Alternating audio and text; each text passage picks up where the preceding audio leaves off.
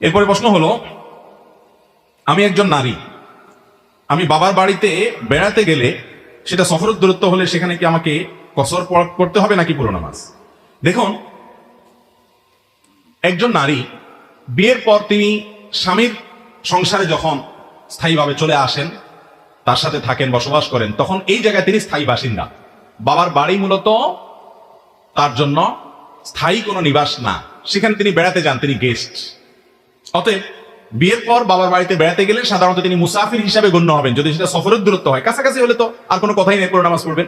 আর যদি সফরের দূরত্ব হয়, ধরেন 80 কিলোমিটার দূরে গেছেন, 78 কিলোমিটার বা তার চেয়ে বেশি দূরে চলে গেছেন, তো তার চেয়ে বেশি দূরে আপনার বাবার বাড়ি, স্বামীর বাড়ি থেকে, তাহলে সেক্ষেত্রে সেখানে আপনি যদি যান এবং সেখানে আপনার গেলে মুসাফির হিসাবে গণ্য হবে। যদি আপনি সফরের হালতে থাকেন, অর্থাৎ কিছুদিন বেড়াতে গেলেন, 2, 4, 5 দিন, 7 দিন থাকলেন, তাহলে আপনি সেখানে পুরো নামাজ পড়বেন না, বরং সফরের নামাজ পড়বেন, কারণ সেখানে মুসাফির, ওটা আপনার স্থায়ী নিবাস না।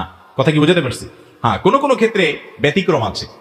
কোন নারী তার বাবার বাড়িতে দেখা যায় তার থাকার আলাদা ঘর আছে এবং তিনি সেখানেও বসবাস করেন, কিছুদিন সেখানেও থাকেন, এটাও তার এক ধরনের বসবাসের জায়গা, ছেলে মেয়েকে নিয়ে থাকে। অনেক বাবার বাড়িতে দেখা যায় মেয়েদের অংশ দেওয়ার পর তারা দেখা যায় রুম টুম করে চাবি টাবি, ওটা তার একটা ঠিকানা, একটা হোম, স্বামী সংসার সহ সেখানে গিয়েও কিছু কাল থাকেন। তাহলে সেটা তার সেই ক্ষেত্রে তার বাসিন্দা, বসবাসের জায়গা হতে পারে, নিবাস হতে পারে, তাহলে সে পুরো নামাজ পড়বে। কিন্তু এটা হাজারে লাখে হয়তো 1-2টা ঘটনা ঘটবে। ম্যাক্সিমাম মেয়েরাই বাবার বাড়িতে ভাই হোক, মা হোক, বাপ হোক, তাদের সংসারে গেস্ট হিসাবে যান বিয়ের পরে। অতএব সেখানে তারা মুসাফির হিসাবে গণ্য হবে যদি সফরের দূরত্ব থাকে এবং সফরের মেয়াদের মধ্যে থাকে। কথা কি বুঝাতে পারছি?